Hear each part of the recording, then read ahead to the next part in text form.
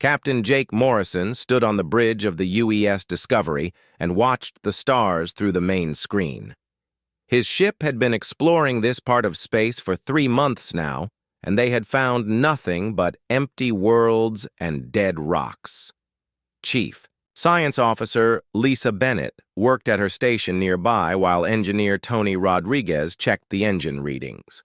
Communications Specialist Amy Carter sat at her post, listening for any signals from space. The Discovery was not the biggest ship in the human fleet, but it was fast and well built. Jake had picked his crew carefully because he knew they might face unknown dangers out here. Earth had sent them to find new worlds and maybe new friends among the stars. So far, they had found neither. Amy suddenly looked up from her station with wide eyes. She had been quiet for hours, but now her hands moved quickly over her controls.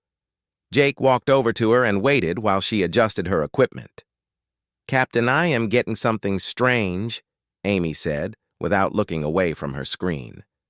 "There are signals coming from 3 different directions, and they are all very strong." Jake felt his heart beat faster. After months of silence, they had finally found signs of other life. He called Lisa and Tony to join them at Amy's station. The 4 humans looked at the data flowing across the screen. "These are not natural signals," Lisa said after studying the patterns. "Someone is talking out there, and they have very good technology." Before Jake could respond, the ship shook hard and alarms started ringing. Tony ran back to his station to check what was happening. His face went pale as he read the numbers. "Captain, we have a big problem," Tony called out. "A solar flare just erupted from the nearby star and it is heading toward us. But that is not the worst part. The flare is going to hit a planet in this system, and there are cities on that planet." Jake looked at the main screen as it showed the planet that was in danger. The surface was covered with lights that could only mean millions of people lived there. The solar flare would reach the planet in less than 6 hours, and when it did, those people would all die. "How many people are we talking about?" Jake asked. Lisa worked quickly to scan the planet. "At least 2 million based on the energy signatures I am reading. Maybe more." Amy's station started beeping with new signals. She listened carefully, then turned to Jake with a worried look. "Captain, someone is trying to talk to us. The signals are coming from the planet." "Put it through," Jake said. The main screen changed to show a tall alien with blue skin and 4 arms. The creature's eyes were large and golden, and it wore what looked like a military uniform. When it spoke, the computer translated its words into English. "Unknown vessel. This is High Commander Vexithara of the Zephyrian Empire. We have detected your presence in our space. State your purpose immediately." Jake stepped forward so the alien could see him clearly. "High Commander, this is Captain Jake Morrison of the human vessel Discovery. We come in peace and mean no harm to you or your people." The alien's expression changed slightly. "Humans, we have heard stories of your species, but this is our first meeting. Why are you in Zephyrian space?" "We are explorers looking for new worlds and new friends," Jake replied. "But right now that does not matter. Your planet is in terrible danger. A solar flare is coming and it will kill everyone on your world in less than 6 hours." Vexithara's 4 arms moved quickly, and Jake could see other aliens working behind the commander. After a moment, Vexithara looked back at the screen with fear in those golden eyes. "Our sensors confirm what you say. The flare is too strong for our shields, and we do not have enough ships to evacuate everyone. Millions will die, and there is nothing we can do." Jake looked at his crew. Lisa was already working on calculations while Tony checked the ship's power systems. Amy monitored more signals coming from the planet. Jake knew his ship was small, and his crew was just 4 people, but he also knew they had to try. "High Commander, we want to help," Jake said. "Our ship has some special equipment that might work against the solar flare. We also have ideas for emergency evacuation that could save your people." Vexithara stared at Jake for a long moment. "Why would you help us?" We are strangers, and you owe us nothing. Your small ship could easily escape before the flare arrives." Jake smiled. "Because it is the right thing to do. Humans believe that all intelligent life has value. If we can save your people, then we will try." The alien commander was quiet for several seconds. Around Vexathera, other aliens were talking quickly in their own language. Finally, the commander spoke again. "Very well, Captain Morrison. We accept your help. What do you need from us?" Jake turned to his crew. "Lisa, I need you to figure out how to extend our shields around their cities. Tony, can our engines generate enough power for that? Amy, keep all channels open so we can coordinate the evacuation." His crew went to work immediately.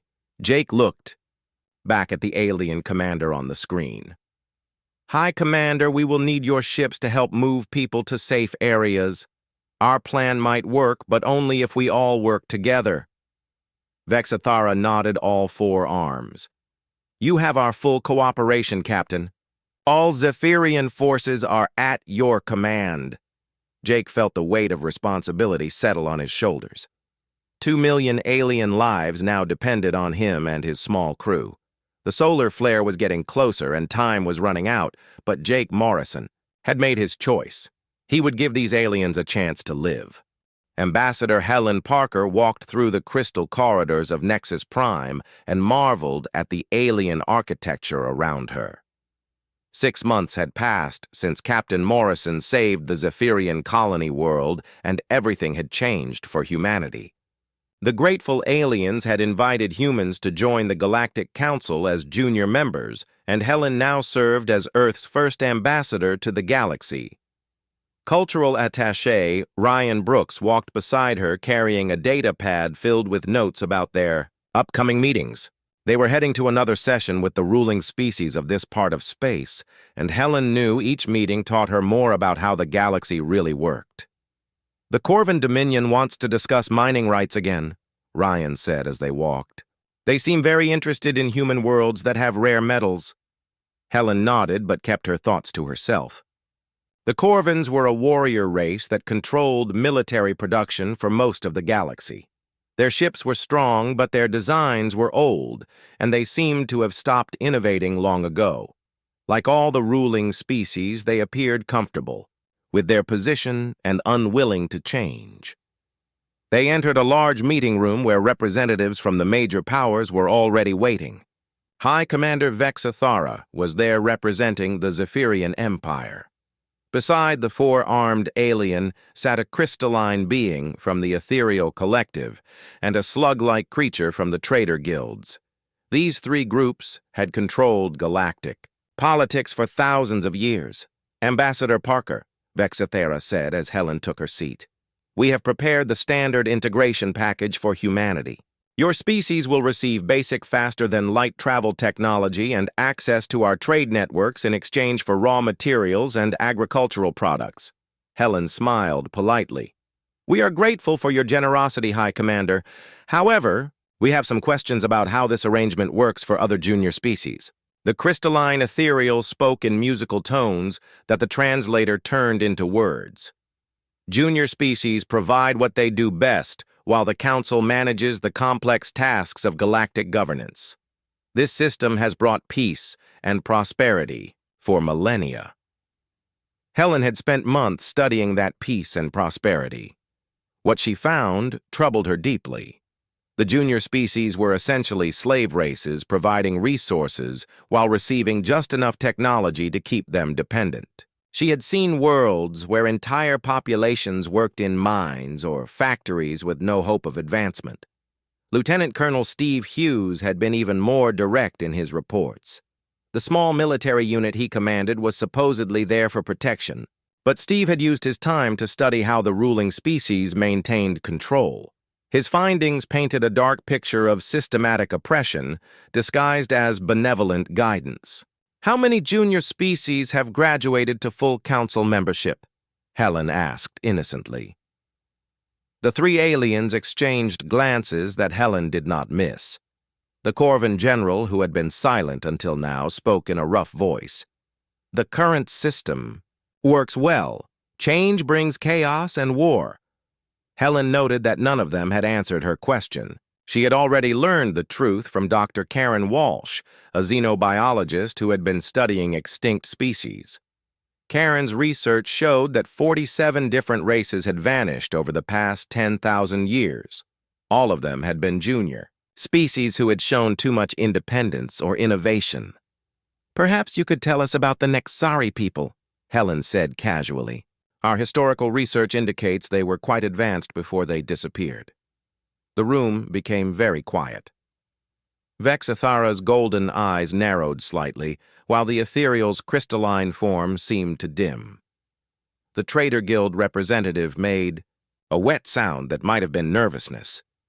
"The Nexari suffered from internal conflicts," the ethereal finally said. "Very sad, but these things happen when species are not ready for advanced responsibility." Helen had read the real reports about the Nexari. They had developed new technologies that threatened council control and had started sharing them with other junior species. Within 50 years, they were extinct, and all records of their innovations had been erased from galactic databases. After the meeting, Helen and Ryan walked back toward the human embassy. Ryan waited until they were alone before speaking. "They are lying about the Nexari, aren't they?" he said quietly. Helen nodded. "About them and probably dozens of other species. The Council doesn't manage the galaxy, Ryan. They control it through fear and dependency."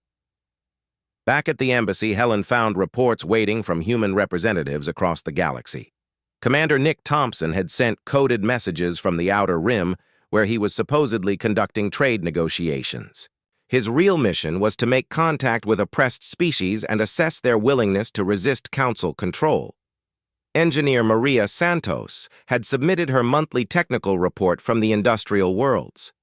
Hidden within the boring details about manufacturing processes were designs for equipment that junior species could build using common materials. The designs looked like simple improvements to existing tools, but they were actually components for weapons and communication devices. Dr. Alex Green had sent his cultural analysis from the core worlds. Alex was mapping the complex relationships between different species and identifying weaknesses in council control systems. His work revealed that the entire galactic order depended on keeping subject races isolated from each other and dependent on council technology. Helen reviewed each report carefully. Slowly, a picture was emerging of a galaxy held in chains by 3 ancient species who had forgotten how to innovate. They maintained control through superior technology, but that technology was thousands of years old and hadn't improved significantly in centuries. The breakthrough came when Amy Carter intercepted a coded transmission that wasn't meant for human ears. Amy had been promoted to head of embassy communications after her good work on the Discovery. The message was from a council security meeting, and it discussed something called the Retirement Protocol. Helen read the decoded message 3 times before its meaning became clear. The council had detailed plans for humanity's managed decline. Once their usefulness ended, humans would be given increasingly restrictive agreements until they were trapped like all the other junior species. If they resisted too strongly, they would suffer the same fate as the Nexari and 46 other extinct races. That night, Helen sat in her private office and composed a message to Earth using quantum entanglement communication that the Council couldn't monitor. She explained what humanity had learned about galactic politics and the fate that awaited them if they remained naive. The reply came back within hours. It was signed by someone Helen didn't recognize, but the authentication codes were correct. The message was brief and contained only a few words that made Helen's blood run cold. Phase 1 complete. Begin Phase 2 immediately. The retirement protocol works both ways. Helen deleted the message and sat back in her chair.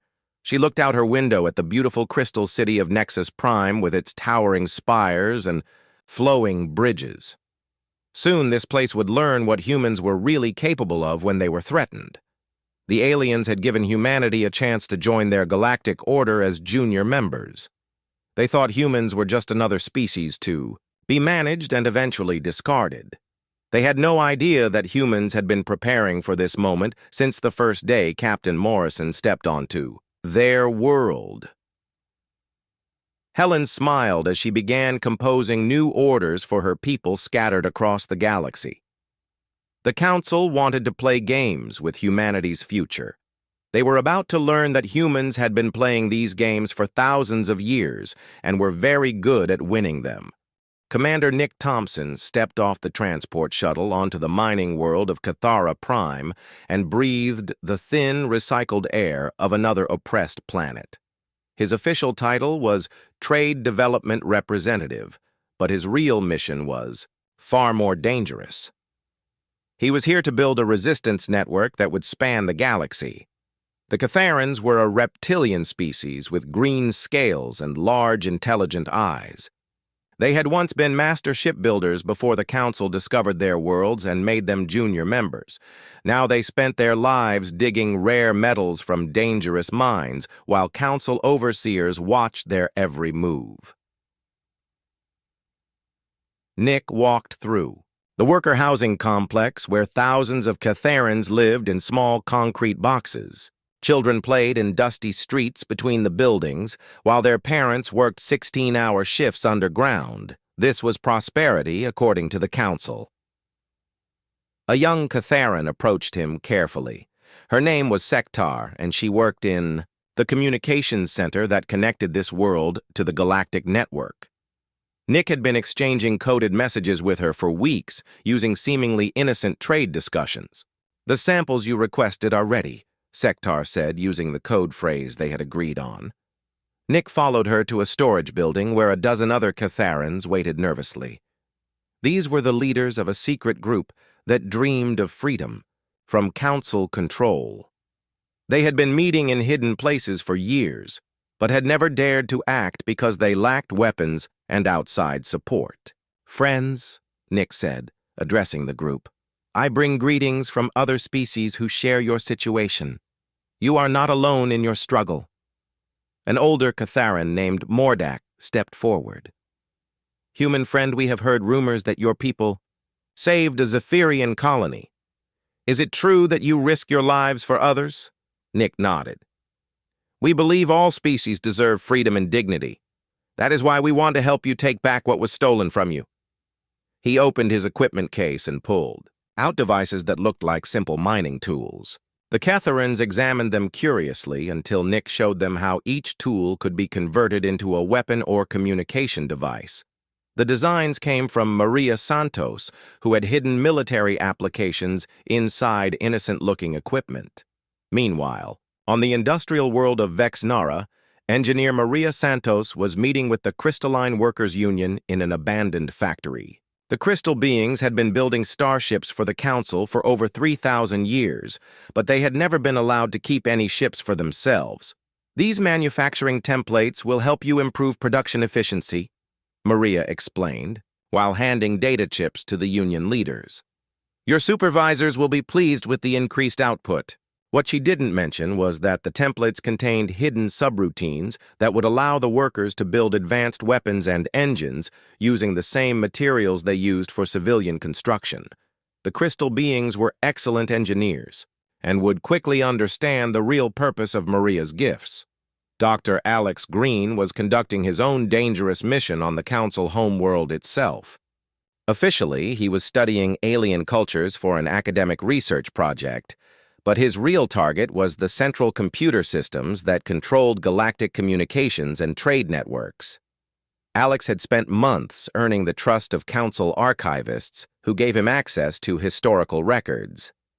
While researching extinct species, he had also been mapping the computer networks and identifying security weaknesses. The Council's systems were ancient and powerful, but they had not been updated in centuries and contained exploitable flaws. Back on Cathara Prime, Nick was teaching the resistance fighters how to use their new equipment. The mining tools could be quickly converted into plasma weapons that were more effective than anything the local council guards carried. More importantly, the communication devices would allow different resistance groups to coordinate their activities across multiple worlds. "When do we strike?" asked Sektar as she practiced assembling a weapon. "Not yet," Nick replied. "We need to build the network larger and make sure everyone is ready. A few small uprisings will fail, but a galaxy-wide rebellion might succeed." Nick's work was being repeated on hundreds of worlds by dozens of other humans. Each human agent was making contact with oppressed species and providing them with technology and coordination. The humans were careful to appear harmless while building the largest resistance network in galactic history. The breakthrough came when Amy Carter intercepted another coded council transmission that revealed the full scope of their control system. The council maintained power through a network of relay stations that controlled all faster-than-light communication and transportation between worlds.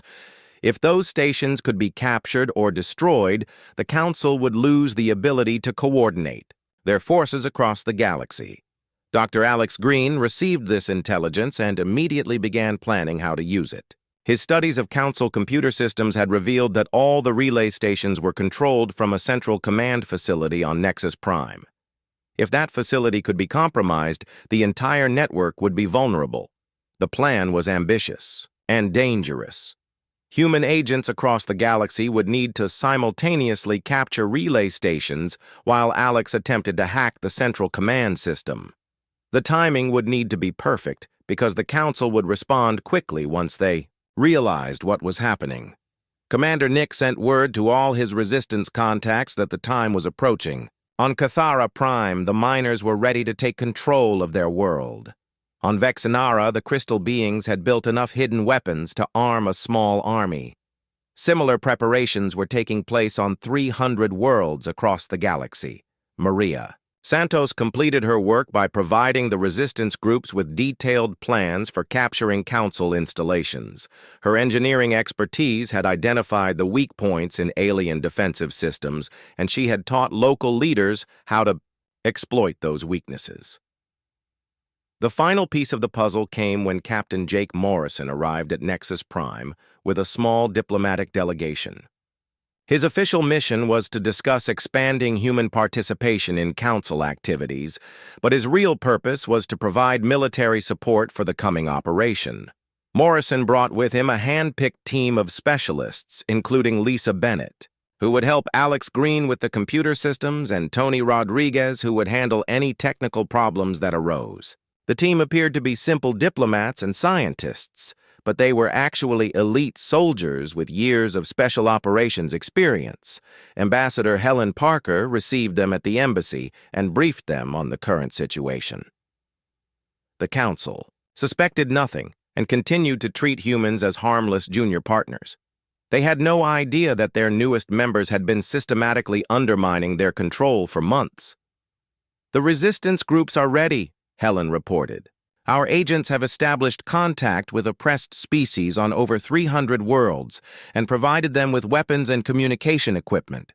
Dr. Green has identified the vulnerabilities in their computer systems and believes he can take control of the relay network." Morrison nodded grimly. "What about Council military forces?" "They are spread thin across the galaxy, and most of their equipment is very old. Our intelligence suggests they have not fought a real war in over 1,000 years and may not be prepared for coordinated resistance." Helen looked at the reports from human agents across the galaxy. Each message confirmed that local resistance groups were armed and ready to act. The oppressed species had been waiting centuries for this opportunity and would not waste it.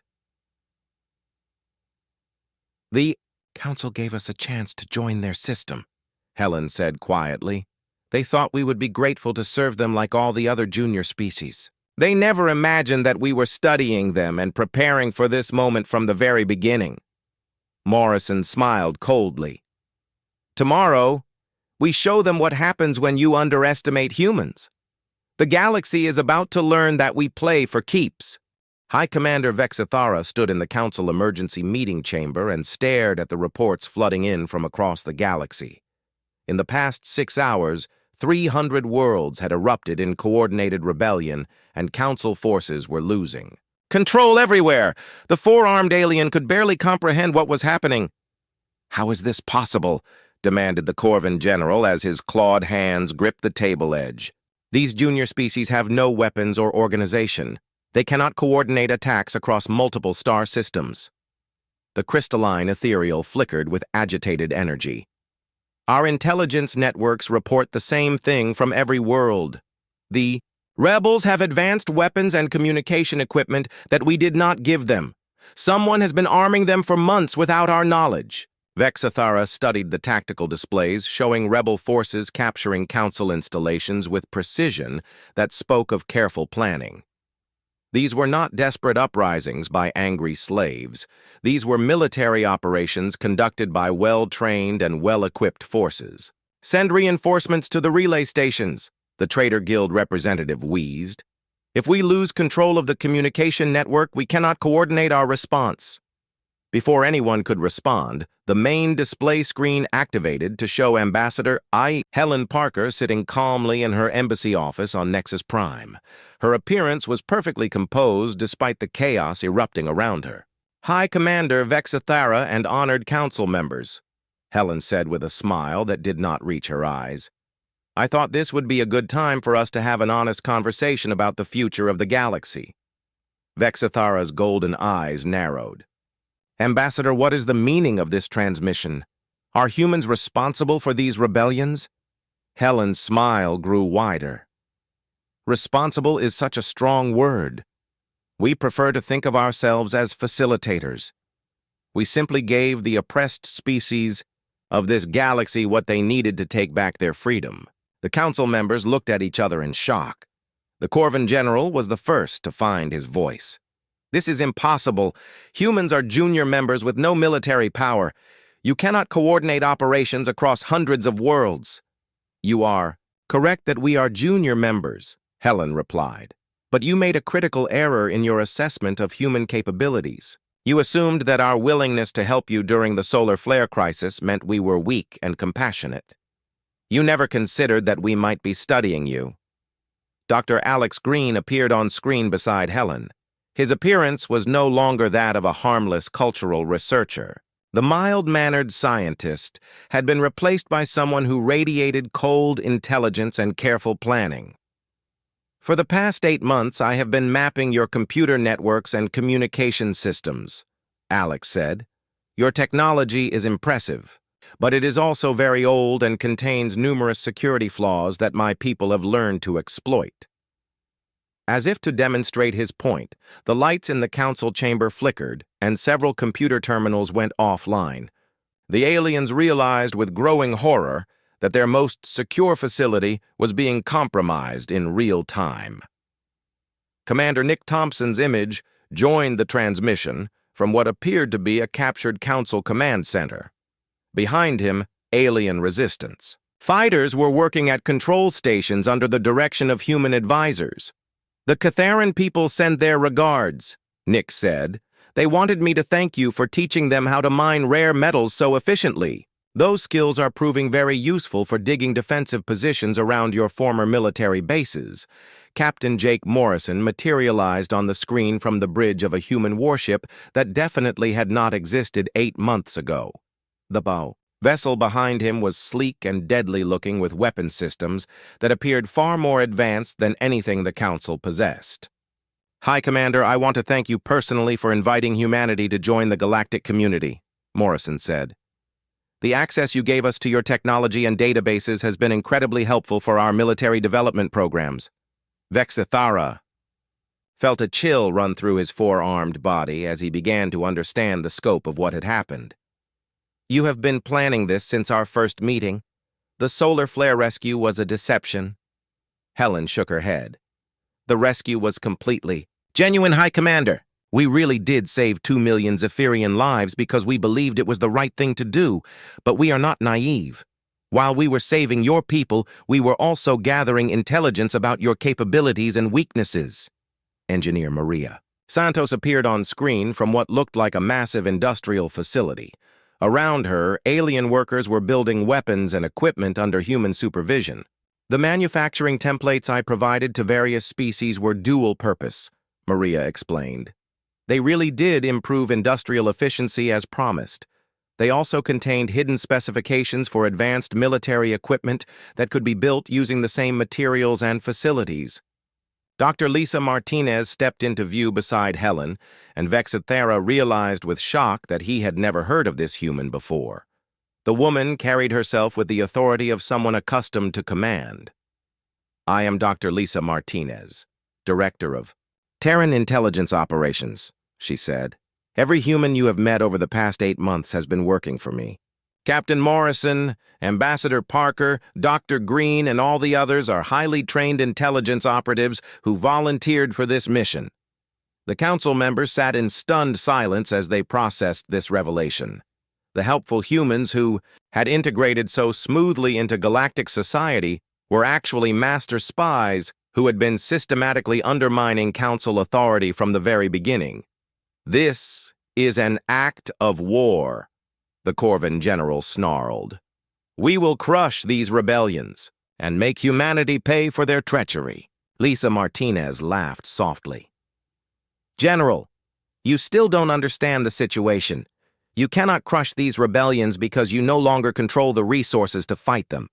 Your relay stations have been captured. Your supply lines have been cut. Your subject species are now armed with weapons superior to anything your forces possess. As if summoned by her words, reports began flooding the council chamber from military commanders across the galaxy. Fleet after fleet was reporting that they were outnumbered and outgunned by rebel forces. Industrial worlds that had supplied the council for millennia were now building weapons for the resistance. The beautiful part of our plan, Helen said, is that we used your own systems against you. Every trade route, every communication network, every industrial facility that maintained your power has been turned into a weapon for your destruction. Vexithara looked at the tactical displays showing the collapse of council authority across hundreds of worlds. In less than a day, the galactic order that had existed for thousands of years was crumbling. What do you want from us? He asked quietly. Doctor, Martinez leaned forward. We want you to understand something very important, High Commander. Humans have been fighting wars and building empires for our entire history. We have perfected the arts of deception, manipulation, and strategic planning over thousands of years of conflict. She paused to let that sink in before continuing. You invited us into your galaxy thinking we were just another primitive species that could be managed and eventually discarded like the 47 races you exterminated before us. You never realized that we were studying your methods and preparing to use them against you. The transmission ended, leaving the council members alone with the reports of their collapsing empire. Vexithara stared at the displays showing human-controlled rebel forces advancing on council strongholds across the galaxy. The aliens had given humanity a chance to join their galactic order as junior partners. They had assumed human gratitude would ensure loyalty and obedience. They never imagined that humans would see their invitation as an opportunity to destroy them from within. Now the galaxy was learning what happened when you underestimated a species that had spent millennia perfecting the art of war. General Pete Collins watched the tactical display in his hidden command center deep in the asteroid belt and smiled with satisfaction. 18 months of careful planning were finally paying off as rebel forces across the galaxy reported victory. After victory against Council troops, the asteroid base had been built in secret using resources quietly diverted from legitimate human trade operations. Now it served as the central coordination point for the largest military operation in galactic history. Around Pete, dozens of human officers managed communications with rebel forces on 300 worlds. Sir, we are receiving surrender requests from Council forces in the Kepler sector, reported Lieutenant Amy Wilson from her communication station. The Zephyrian Third Fleet is requesting permission to withdraw to their home system. Pete nodded. Grant them safe passage, but make sure they leave all their heavy weapons behind. We can use those ships later." The human strategy had been devastatingly effective. Instead of trying to fight the Council's superior technology directly, they had turned the galaxy's oppressed species into an army of highly motivated rebels. Each species brought their own strengths to the fight, while human coordination and tactics tied everything together. Captain Sue Johnson's voice crackled over the command frequency from her position leading the human fleet. "General Collins, we have successfully captured the Council shipyards at Proxima Station. The facility is intact and can begin producing ships for the Liberation Fleet immediately." Pete felt a surge of pride as he listened to the reports flooding in. The Council had built their empire by keeping their subject species weak and divided. They had never imagined that those same species could become a unified military force under human leadership. On the mining world of Cathera, Prime Commander Nick Thompson stood in the former Council Administrative Center and watched Catheran rebels, destroying the symbols of their oppression. The reptilian miners who had spent generations digging metals for their masters were now free to use those same skills to build weapons and fortifications. "Nick, the orbital defense platforms have been secured," reported Sektar, the young Catheran who had first contacted the Human Resistance Network. "We now control all space traffic in this system." Nick studied the tactical data streaming in from similar operations across the galaxy. The pattern was the same everywhere. Rebel forces had captured key installations, while Council troops retreated or surrendered rather than fight hopeless battles against superior numbers. The psychological impact had been just as important as the military victories. For thousands of years, the Council species had been seen as invincible masters of the galaxy. Now they were revealed as aging powers who had grown complacent and weak while relying on fear to maintain control. Engineer Maria Santos coordinated the massive industrial effort that was turning former Council factories into weapons production centers. Her manufacturing templates had not only hidden military applications, but had also been designed to be easily scaled up for mass production. "The crystal beings on Vexnara have exceeded all production targets," Maria reported during the daily strategy briefing. "They are now building advanced fighters and corvettes using the same facilities that used to make civilian transports for the Council." Dr. Alex Green had successfully taken control of most Council computer systems and was using their own networks to coordinate rebel communications. The aliens had never imagined that their secure channels could be turned against them by someone who understood their technology better than they did themselves. "We are intercepting desperate messages between surviving Council commanders," Alex reported. "They are trying to organize a counterattack, but cannot coordinate their forces effectively without access to the relay network." The turning point came when the Ethereal Collective attempted to negotiate a ceasefire. The crystalline beings had always seen themselves as the most intelligent species in the galaxy and believed they could manipulate humans through clever diplomacy. Dr. Lisa Martinez met with the Ethereal delegation on a neutral space station that had been captured by rebel forces. The humans had chosen the location carefully to demonstrate their control over what had once been Council territory. "Dr. Martinez, we propose a partition of the galaxy that recognizes both human and Council spheres of influence," the lead ethereal negotiator said in musical tones. "Surely continued warfare serves no one's interests," Lisa smiled coldly. "You are correct that continued warfare serves no one's interests. That is why we are demanding unconditional surrender from all Council forces." The ethereal's crystalline form flickered with what might have been anger or fear. "Surely you cannot expect the ruling species of this galaxy to simply submit to human authority." "I expect exactly that," Lisa replied. "You had thousands of years to treat your subject species with dignity and respect. Instead, you chose exploitation and genocide. Now you face the consequences of those choices." The negotiations collapsed when the Council delegation realized that humans had no intention of sharing power. The galaxy's former masters would either submit to human authority or face complete destruction. General Pete Collins received word that the final council strongholds were under siege by overwhelming rebel forces. The Corvin military headquarters was surrounded by armies of former slave species armed with human weapons. The Trader Guild's commercial centers had been captured by their own workers who had turned against their masters. Sir High Commander Vexathara is requesting a personal meeting, reported Lieutenant Wilson. He says he has authority to negotiate surrender terms for the entire Zephyrian Empire. Pete considered the request carefully. The Zephyrians had been the most powerful council member, and their surrender would effectively end organized resistance to human rule. It would also send a clear message to any species considering continued opposition. Tell the High Commander that I will meet with him, but only to accept unconditional surrender, Pete replied. The age of council rule is over.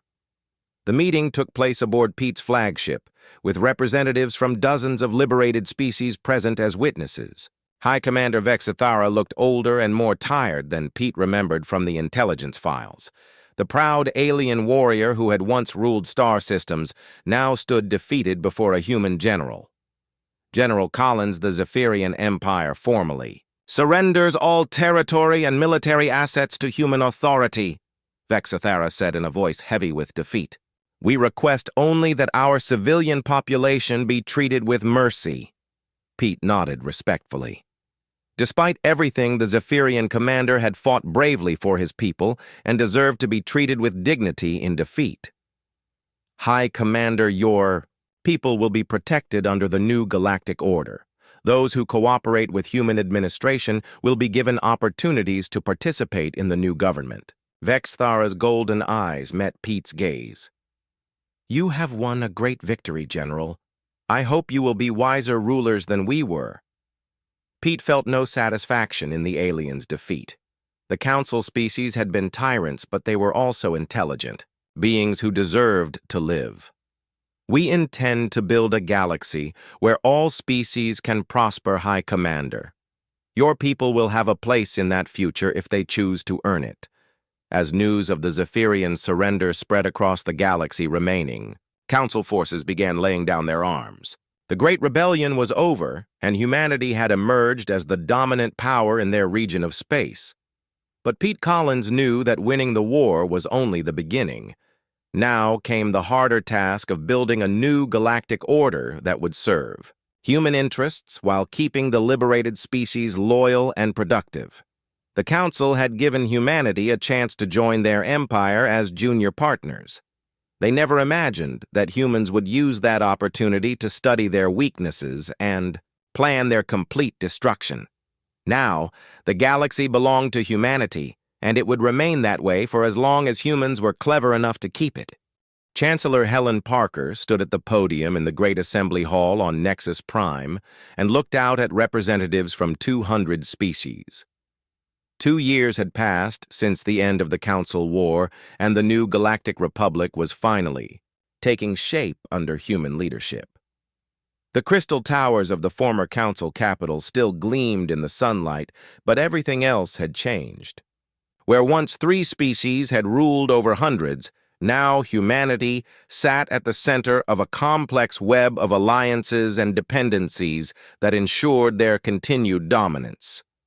Distinguished delegates, Helen began, we gather today to celebrate the 2nd anniversary of galactic liberation and to discuss the continued progress of our great republic. The assembled aliens applauded politely, but Helen could see the calculation in their eyes. Every species in the hall understood that the republic was democracy in name only.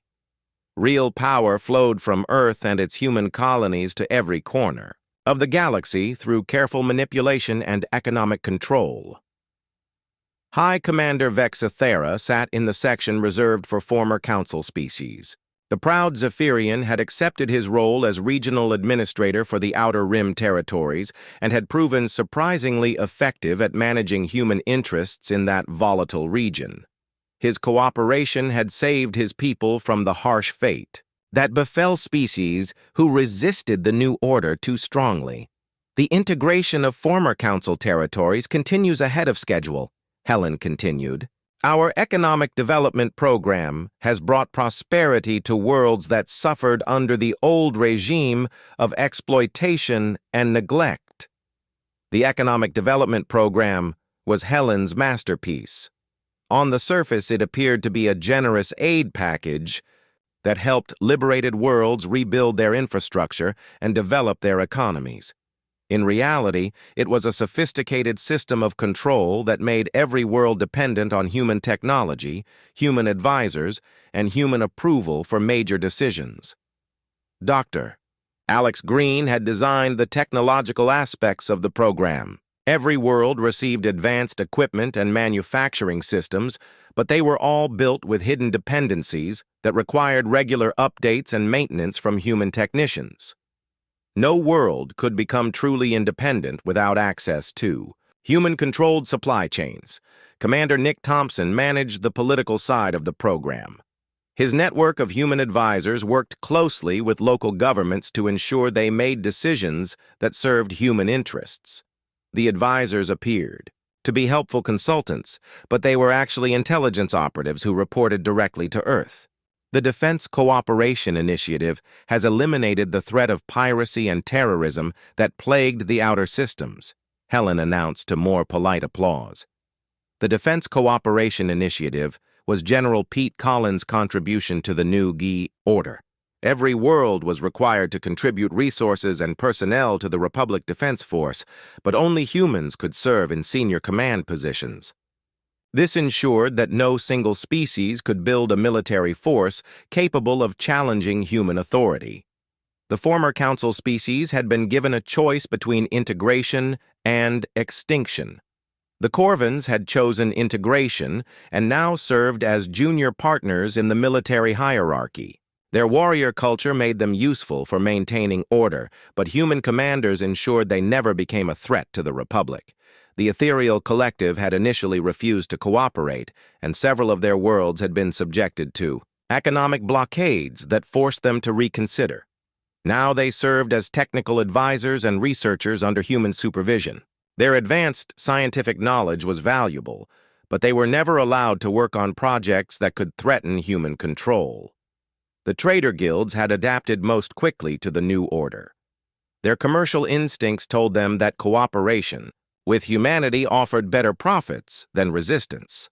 They now managed trade networks across the galaxy, but all major trade routes passed through human-controlled systems that could be closed if necessary.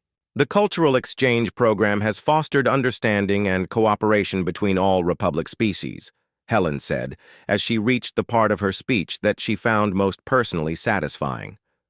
The cultural exchange program was perhaps the most insidious aspect of human control. Every world was required to send their brightest young people to Earth for education, while human teachers were dispatched to alien worlds to establish schools and universities. Alien children learned human history and human values alongside their own cultural traditions. They were taught that the old council system had been oppressive, and that humanity had liberated the galaxy from tyranny. They learned to see humans as benevolent leaders rather than conquerors. Human children also learned alien languages and cultures, but with a different emphasis. They studied how to recognize and exploit the weaknesses of different species. They learned to identify potential resistance movements and how to counter them. They were being prepared to rule a galaxy that would remain human-controlled for generations to come. After the assembly session, Helen returned to her private office, where she composed her weekly report to Earth. The message would be transmitted through quantum entanglement channels that no alien species could intercept or decode. Phase 3. Implementation continues on schedule, she wrote. All former Council territories have been successfully integrated into Republic administrative structures. Resource extraction quotas are being met or exceeded on 90% of controlled worlds. Resistance movements have been identified and neutralized before they could become significant threats. She paused to review data from across the galaxy. The Catharan mining worlds were producing metals at rates that exceeded even Council-era output. The crystal beings of Vexnara were building starships that incorporated human-designed control systems. The agricultural worlds of the Outer Rim were feeding the growing human population throughout the galaxy. The former ruling species continue to adapt to their new roles within the Republic hierarchy, Helen continued. High Commander Vexathera has proven particularly valuable as a regional administrator. His status among former Council loyalists allows him to identify potential problems before they require direct intervention. Helen had been careful to treat the defeated Council species with apparent respect while ensuring they remained powerless to threaten human authority. They were given ceremonial positions and comfortable lives in exchange for their cooperation in maintaining the new order. The real genius of the human system was that it felt voluntary to most of the galaxy's inhabitants. Unlike the old Council regime, which had ruled through obvious force and intimidation, humans had created a system where cooperation appeared to be rewarded and independence seemed possible, even though it was actually impossible. Every species believed they were partners in the Republic rather than subjects of a human empire. They competed for human approval and worked to demonstrate their value to the new order. They never realized that their eagerness to please their human allies was exactly what kept them enslaved. Helen finished her report and sealed it with encryption, codes that would be updated by the time her next message was sent.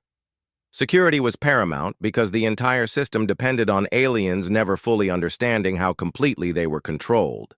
She walked to her window and looked out at the bustling city of Nexus Prime. Aliens of dozens of species moved through the streets alongside human administrators and advisors. Children of different races played together in parks while their parents worked in offices and factories that ultimately served human interests. To an outside observer, it would look like a successful multi-species democracy. Representatives from every world participated in government decisions. Trade flowed freely between systems. Cultural exchange programs promoted understanding and cooperation. Peace and prosperity seemed to reign throughout human-controlled space. But Helen knew the truth that no alien was allowed to see. Every election was managed to ensure pro-human candidates won. Every trade agreement contained clauses that benefited Earth more than any other world. Every cultural exchange reinforced human dominance while appearing to celebrate diversity. The Council had given humanity a chance to join their galactic order as junior members. They had assumed that humans would be grateful for the opportunity and would remain loyal subjects who could be managed and eventually discarded like so many species before them. They never imagined that humans would use their position to study Council weaknesses and build a resistance network that would ultimately destroy the old order. They never realized that human expressions of gratitude and cooperation were calculated deceptions designed to lull them into complacency. Now the galaxy belonged to humanity, and it would remain that way because humans had learned to make their subjects want to be ruled. The aliens would thank their human protectors for liberating them from the oppressive Council while never understanding that they had simply traded one set of masters for another. Helen smiled as she watched the sunset paint the alien sky in brilliant colors. The Council species had ruled through fear and intimidation, which ultimately made them vulnerable to rebellion. Humans ruled through hope and opportunity, which made resistance seem both impossible and unnecessary. The galaxy had learned what happened when you gave humans a chance and then tried to take everything away from them.